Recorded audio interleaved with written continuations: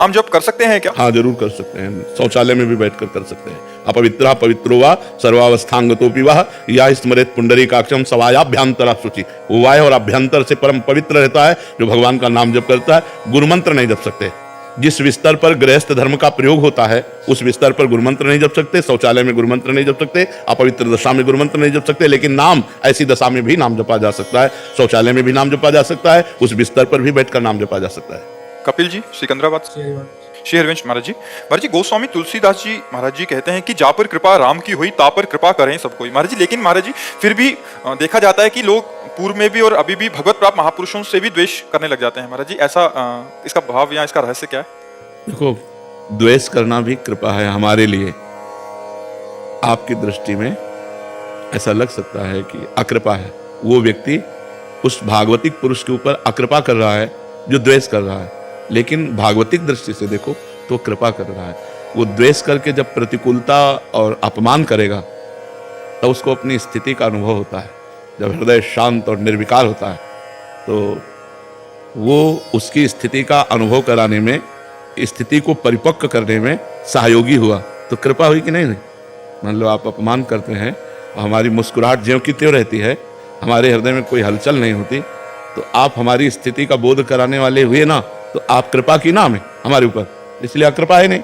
सब पर भगवान की जो कृपा है वो सब तरह से आती है। भगवान की कृपा अनुकूलता में भी है और प्रतिकूलता में भी है, सम्मान में भी है, अपमान में भी है, आदर निरादर, निंदा स्तुति, सब में भगवान की कृपा को जो देखता है वही वास्तविक देखता है। जो ऐसा नहीं देखता अभी उसकी दृष्टि ठीक नहीं है। समझ पा रहे हैं? एक शिष्य जो उनसे समर्पित है उसका क्या कर्तव्य है? अगर कोई उनके गुरु की निंदा करता है तो कान में अंगुली डाल के चल देना चाहिए, क्योंकि संसार की अलग अलग दृष्टि है। तो वो अपनी दृष्टि में, लेकिन हम देख रहे हैं हमारे भगवान इस रूप में भी है, हमारे भगवान इस रूप में है। तो निंदा और प्रशंसा ये सबकी होती रहती है, भगवान से लेकर के भगवत भक्तों से लेकर सबकी। तो उनमें से जिनकी दैवी बुद्धि होती है वो तो श्रद्धा करते हैं, और जो आसुरी बुद्धि के लोग होते हैं वो अपने आप द्वेष करते हैं संतों से। वो बुराइयां ढूंढ करके बुराइयों का वर्णन करते हैं, अपनी मानसिकता की बुराइयां। तो हमारे जैसे गुरुदेव की कोई निंदा करे तो संत शंभु श्रीपद अपवादा, कही सुनी तहां अस मर्यादा, काटी जीभ तासु जो बसाई, श्रवण मूंदी न त चले पराई। तो हमको दूसरा पक्ष अच्छा लगता है, तो कान मूंदी न तो चले पाए, श्रवण मूंदी न तो चले, कान में अंगुली डाले राधा राधा वहां से चल दे खत्म। वो उसका विचार है, उसकी धारणा है, हमको अपने भाव से चल देना चाहिए। आज तक कभी एक पक्ष नहीं मिला, दो पक्ष सदैव रहे, इसीलिए इसका नाम दुनिया है। भगवान श्री कृष्ण को भीष्मादि महापुरुष परब्रह्म परमात्मा तत्व देखते थे, और दुर्योधन, वही दुर्योधन भगवान की निंदा करता था, भगवान को बंदी बनाने की सोचा, क्या क्या नहीं भगवान के प्रति उसने भाव किया। तो जैसी बुद्धि होती है दैवी या आसुरी, वैसे ही हमारा दर्शन होता है। जो आसुरी पुरुष आसुरी वृत्ति के हैं वे संतों का अपमान करेंगे, वे निंदा करेंगे, अवहेलना करेंगे। जो दैवी संपदा वाले हैं वे सम्मान करेंगे, आदर करेंगे, भगवान के समान उन्हें पूज्य मानेंगे। तो हमको जानना है कि आसुरी वृत्ति का है, ऐसा मानकर छोड़ देते हैं। जैसे पागल आदमी गाली दे तो हम उस पर ध्यान नहीं देते, ऐसे कोई गुरु की निंदा करे, संत की निंदा करे, हम उसकी बातों पर ध्यान नहीं देते, चल देते हैं। बातुल भूत विवश मतवारे, ते नहीं बोले ही बचन विचारे, तिनकर कहा सुनी नहीं काना।